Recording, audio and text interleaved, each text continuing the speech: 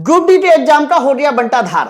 आप सबको पता है कि 30 अक्टूबर अगली सुनवाई की डेट मिल चुकी। अब हमें पता ही नहीं कि पेपर कब होने वाला है। आईटीआई और नॉन आईटीआई इस मुद्दे को तो छोड़ ही दीजिए, ये तो बहुत दूर की बात रही। अब तो हमें यह भी डाउट है कि 2025 में क्या ग्रुप डी की परीक्षा हो पाएगी नहीं हो पाएगी। ऐसा तो 2026 ले जाएगा और 2026 में जो ग्रुप डी की वैकेंसी आने वाली थी वो ना जाने भगवान कब जाएगी। मैं आज की इस वीडियो में इन सारे बातों पर चर्चा भी करूंगा, साथ साथ मैं आपको सत्य से भी रूबरू कराऊंगा कि अगर 30 अक्टूबर को जो फैसला आता है वो 10वीं पास वाले के पक्ष में आता है तो क्या कह सकते हो पिक्चर होने वाली है, क्या आगे कह सकते हो चीजें बदलने वाली है। और अगर ये फैसला आईटीआई वालों के पक्ष में आता है तो उससे क्या आप क्या कह सकते हो ग्रुप डी में क्या फायदा होगा, क्या नुकसान होगा।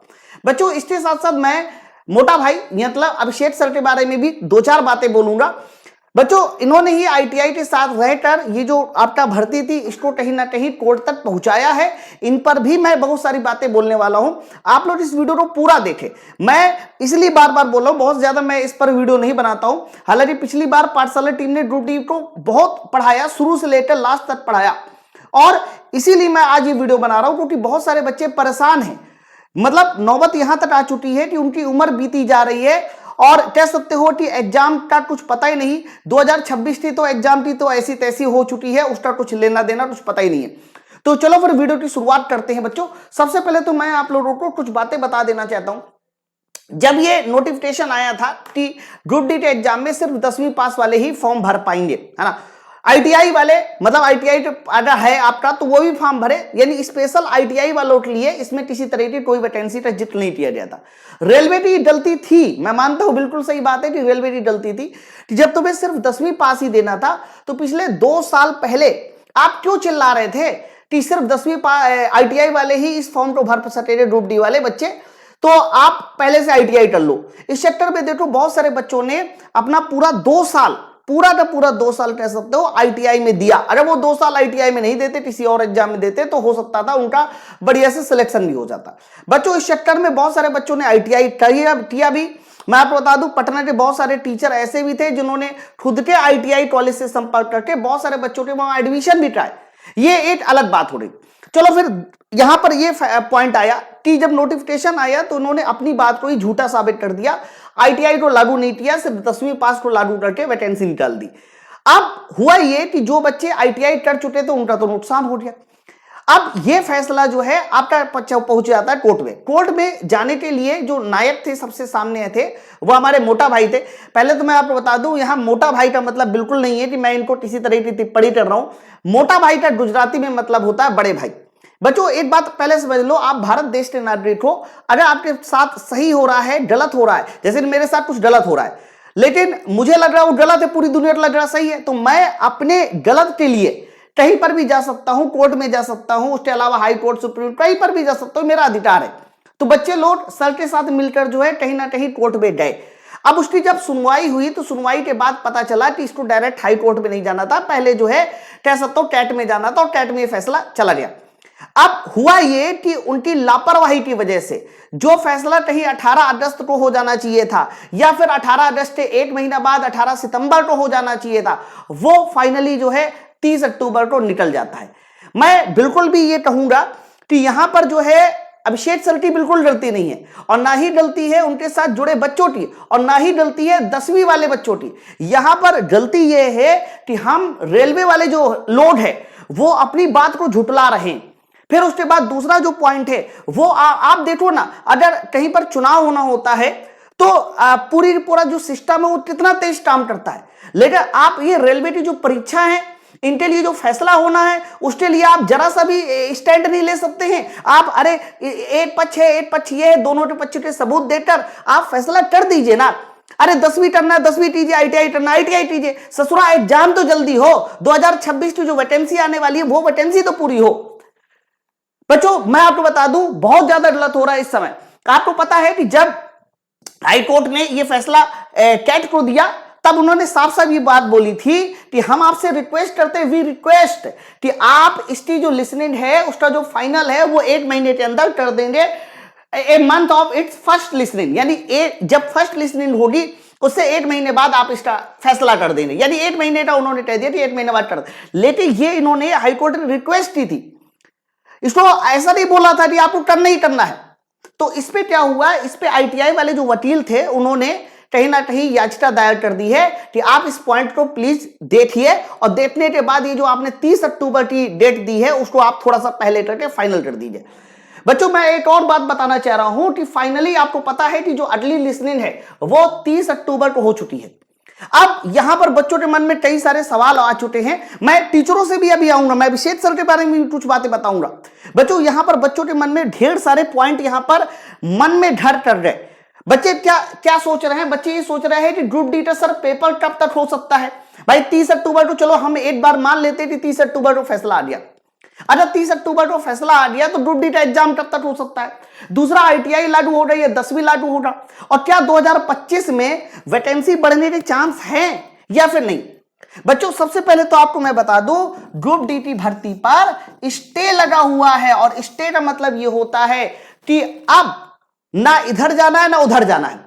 मतलब आप कोई नया काम भी नहीं कर सकते और बैक भी नहीं जा सकते, आगे भी नहीं जा सकते, पीछे भी नहीं जा सकते। तो अगर मैं ये कहूं कि ग्रुप डी के पेपर की एग्जाम डेट रेलवे देने वाला है तो बिल्कुल भी गलत होगा। किसी तरह की कोई भी एग्जाम डेट नहीं आने वाली है, इस बात को पहले समझ लो सब लोग। साथ साथ ग्रुप डी की जो वैकेंसी है, जब तक फैसला नहीं हो जाता तब तक ग्रुप डी की वैकेंसी भी बढ़ने नहीं वाली है, क्योंकि स्टे लगा हुआ है। स्टे का मतलब यही होता है कि आपको ना आगे जाना ना पीछे जाना, जहां है वहीं खड़े रहिए। बात समझ रहा। अब मुद्दा यह है कि हमारे पास क्या आईटीआई लागू हो रहा है कि 10th लागू हो रहा है, इस पे मैं चर्चा कर लूं। बच्चों एक बार इसको हम लोग वैसे समझते कि मान लीजिए कोर्ट का फैसला यह आता है कि ग्रुप डी की वैकेंसी में 10वीं पास वाले बच्चे फॉर्म भरेंगे, यानी 10वीं लागू हो गया, तो उसका सीधा सीधा रिजल्ट ये होगा कि अगर ये फैसला हमारा 30 अक्टूबर को आ जाता है, जैसा कि इन्होंने बोला है, अभी कोई पक्का नहीं है, हो सकता है कि 30 अक्टूबर के बाद 30 नवंबर या फिर 30 दिसंबर भी चला जा सकता है, अभी कोई फैसला पक्का नहीं है। तो मैं मान लेता हूं कि चलो 30 अक्टूबर को फैसला आ गया और 10वीं पास वाले बच्चे जो है वो हमारे इस फॉर्म में आगे चले जाते हैं। अब इसका पहला पॉइंट ये होगा कि इस पे एग्जाम हमारा कब तक हो सकता है। मेरे भाई इसके बाद अगर 10वीं पास वाले बच्चे ले लिए जाते हैं तो आप ये मान के चलो कि 30 अक्टूबर के पास कम से कम 2 मंथ का समय और लगेगा आपको एग्जाम के लिए। इससे कम नहीं लगेगा, 60 दिन का समय और लगेगा जब आपका एग्जाम डेट होगा या एग्जाम होगा।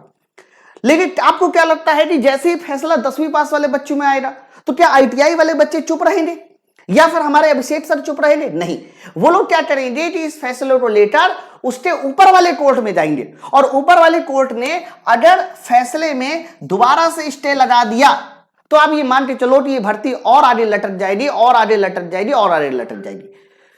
तो क्या करना चाहिए सर? तो मैं इस पर सीधी सीधी बात बोलता हूं कि क्या करना चाहिए सर। अल्टीमेट हमारा एम है क्या? हमारा एम ये है कि सब बच्चों को नौकरी मिले, जो अच्छे से मेहनत कर रहे हैं उनको नौकरी मिले, और रेलवे जो कह रहा है उसको करे।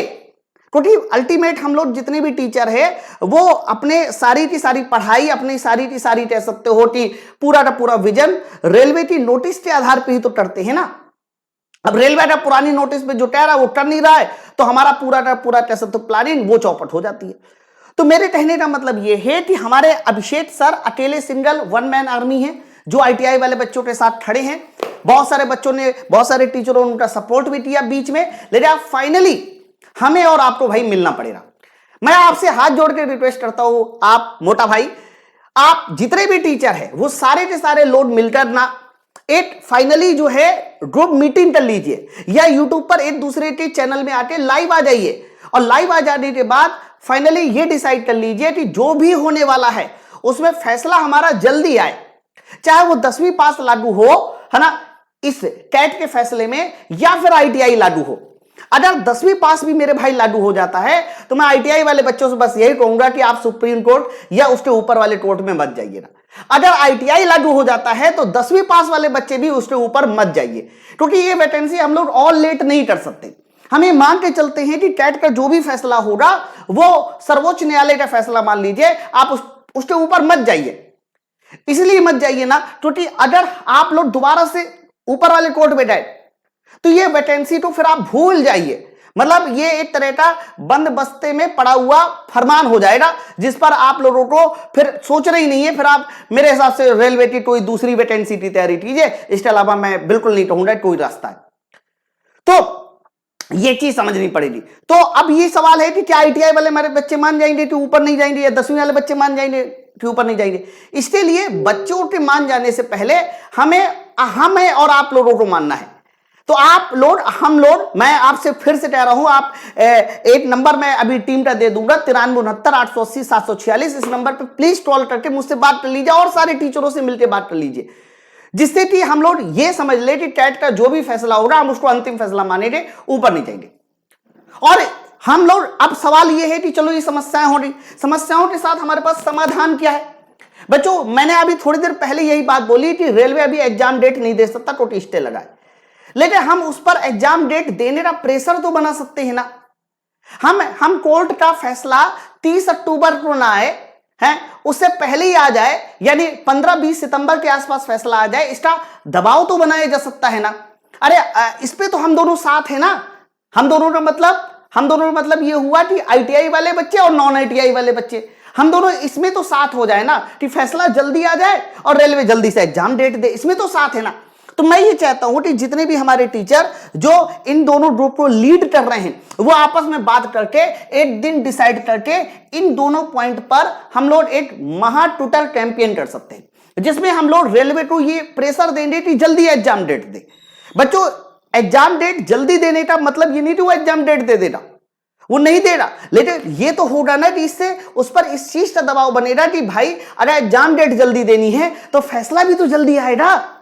मैं तो यही चाहता हूं फैसला जल्दी आए, और दूसरा कोर्ट का जो भी आपका फैसला है वो भी जल्दी आए। इस बात, इन दोनों पॉइंटों पर अगर हम टोटल कैंपेन करते हैं तो आप ये मान के चलिए, कुछ भी हो, चाहे आईटीआई हो चाहे नॉन आईटीआई हो, कुछ भी हो, हम दिसंबर के आसपास रेलवे का ग्रुप डी का एग्जाम करवा सकते हैं।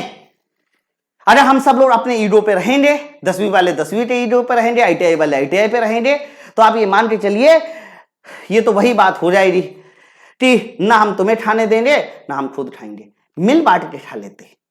बात समझे ना। बाकी आप ये मान के चलो कि कुछ भी हो, आप ये मान के चलो कि 3 से 4 महीना आप लोगों के पास है, अभी एग्जाम की तैयारी करने के लिए 3 से 4 महीना है।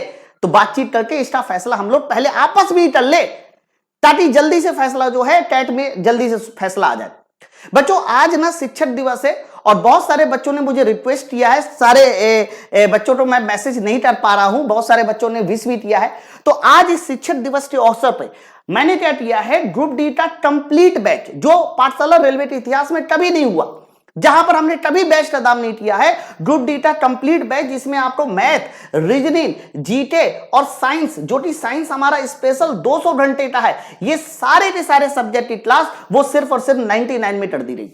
बच्चों ये तो है, लेकिन 2022 में जो आपके 99 सेट पूछे गए थे, उन सभी सेट में मैथ, रीजनिंग और साइंस, इनके topic wise previous year question का सोल्यूशन भी आप लोगों को इस बैच में मिलेगा।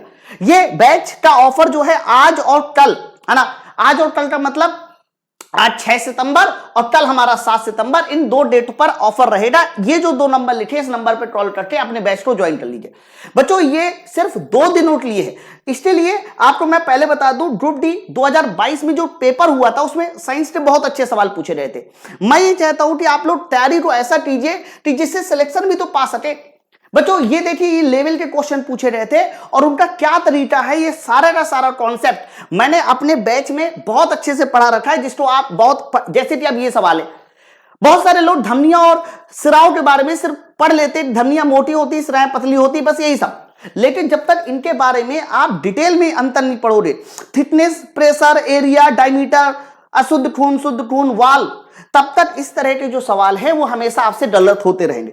तो ये सारी की सारी चीजें मैं आपको बता रहा हूं कि पिछली बार जो बहुत अच्छे अच्छे टॉपिक भी पूछे रहे थे, उन सारे टॉपिक का हमने साइंस में सोल्यूशन कर रखा है, ताकि साइंस में कोई दिक्कत ना पड़े आपके सिलेक्शन में। अब जैसे लिखा N2O2 की बॉन्ड लंबाई में ध्यान रखते हुए कौन सा कदम सही है, ये बॉन्ड लंबाई का देखो, बॉन्ड लेंथ का मैंने टर्म बताया हुआ है। बच्चों O2 में होता है डबल बॉन्ड और N2 में होता है ट्रिपल बॉन्ड, ये बात पता होगी। डबल बॉन्ड और ट्रिपल बॉन्ड के आधार पर इस सवाल का आंसर लगाया जा सकता है। बच्चों इसके अलावा ये सिग्निफिकेंट फिगर बहुत पूछे जाते हैं, इनके भी कॉन्सेप्ट मैंने बहुत अच्छे से क्लियर किए हैं। प्रिज्म पर आपको मैं बता दूं, रेलवे ने पिछली बार ढेरों सवाल पूछे थे प्रिज्म पर। आप देखिए ना, ये सारे के सारे सवालों को मैंने सिर्फ दो स्लाइड में सारे के सारे सवालों को क्लियर कर दिया है। चाहे अपवर्तनांक पूछ लीजिए, चाहे आप फोकस दूरी पूछ लीजिए, किसी के बारे में कुछ भी पूछिए, सिर्फ 2 स्लाइड में पूरा का पूरा अपवर्तनांक मैंने फिनिश कर दिया। आप देख पा रहे हैं बच्चों, इस तरह के जितने भी सवाल थे जो बेहतरीन सवाल, जैसे ये आइसोमेरिज्म है, ये रेलवे के एग्जाम में इतिहास में पहली बार पूछा था कि आइसोमेरिज्म क्या होता है। हमने उसको भी बहुत अच्छे से क्लियर किया, जिससे इस तरह के सवाल भी आप ऐसे ऐसे देखो तो सॉल्व कर दो। क्या होती है डेफिनेशन, कैसे निकाले जाते हैं। ये देखो, बर्फ और पानी को मिलाने वाले क्वेश्चन, इसको हम लोगों ने बहुत अच्छे से टेस्ट बना के सॉल्व किया। 4 तरह के टेस्ट होते हैं। पानी को पानी से मिलाइए, पानी को बर्फ में से मिलाइए, पानी को भाप से मिलाइए, बर्फ को भाप से मिलाइए। ऐसे 4 तरह के टेस्ट होते हैं। टेस्ट बनाते पूरा न्यूमेरिकल, इस तरह के क्वेश्चन मैंने सॉल्व कराए। तो कहने का मतलब यह है कि लड़ाई अपनी तरह जरा आपको करना क्या है, सिर्फ और सिर्फ 99 में मैं ग्रुप डी का कंप्लीट बैच दे रहा हूं, जिसमें सारे के सारे सब्जेक्ट आपको मिलेंगे। इसके लिए करना क्या है, माई पाठशाला एप्लीकेशन डाउनलोड करना है, और डाउनलोड करने के बाद ग्रुप डी का जो हमारा उड़ान बैच है, इस पे क्लिक करना है। कोई कूपन कोड नहीं लगाना है, सिर्फ 999 में आपको कंप्लीट बैच मिल जाएगा। और अगर किसी भी तरह का कोई डाउट होता है तो ये जो आपके सामने नंबर लिखा है, आप इस नंबर पे भी कॉल करके अपने बैच को मेरे भाई ज्वाइन कर सकते। तो फाइनली मोटा मोटा हिसाब किताब ये निकला, हमें आपस में पहले बातचीत करनी है, फिर जो भी फैसला कैट का आएगा 30 अक्टूबर से पहले उसको लाना है, दूसरा पॉइंट। और तीसरा पॉइंट, जो भी फैसला आएगा उसको हमें मान लेना है अपने आप में, और उसके ऊपर वाले कोर्ट में नहीं जाना। इन 3 पॉइंटों पर बस आप सब लोग अगर ध्यान दे लिया तो हो सकता है कि ग्रुप डी का एग्जाम वो हमारा नवंबर दिसंबर के आसपास हो जाए। अन्यथा फिर 2026 भी जा सकता है, ना हम खाएंगे ना आपको खाने देंगे। बात समझे ना? तो आपस में मिलजुल के थोड़ा सा समन्वय बनाकर काम करते हैं और ग्रुप डी का एग्जाम जल्दी करवाते हैं, ग्रुप डी की वैकेंसी तो बढ़वाते हैं। 2026 की जो ग्रुप डी की वैकेंसी आने वाली है उसको थोड़ा सा जल्दी लेके आते हैं। ये सारी चीजों पे काम करते हैं, है ना। चलो फिर मिलते हैं हम लोग नेक्स्ट वीडियो में। अपने जो विचार है वो इस नीचे वीडियो में जरूर बताइए कि आप लोग क्या सोचते हो, ताकि हम लोग भी आगे के जो फैसले हैं वो आपस में बातचीत करके आपके आधार पर वो फैसले लिए जा सके। Thank you very much.